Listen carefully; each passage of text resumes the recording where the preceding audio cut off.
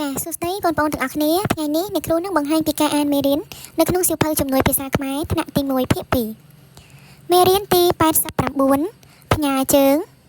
មកមកខមកចមកដ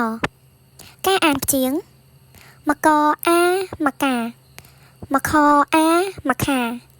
មកចអោមកចោមកដអាមកដាមកចអោះមកចោះមកខអះមកខាមកកអុមកកមកខអាំមកខំមកកអៀមកគាមកដអេមកដេ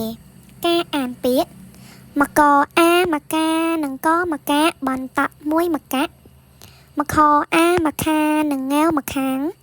មកចអាមកចានិងសម្ចាស់បន្តមួយម្ចាស់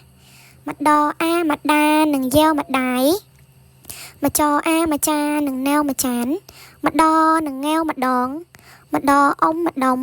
មកកអាមកកានិងលែវមកកាលមកចអុមកចុនិងបមកចប់មកចនិងតមកចតបន្តមួយមកចត់ការអានអត្ថបទខ្លីពូព្រំទៅលេងផ្ទះម្ដាយពូព្រំទៅលេងផ្ទះម្ដាយគាត់ម្ដងម្កាលម្ដាយរបស់គាត់នៅម្ដុំភ្នំតាម៉ៅគាត់គឺជាម្ចាស់ដីដែលមានដើមម្កាក់មេឃម្កាក់ម្ខាងធំខ្លាំងណាស់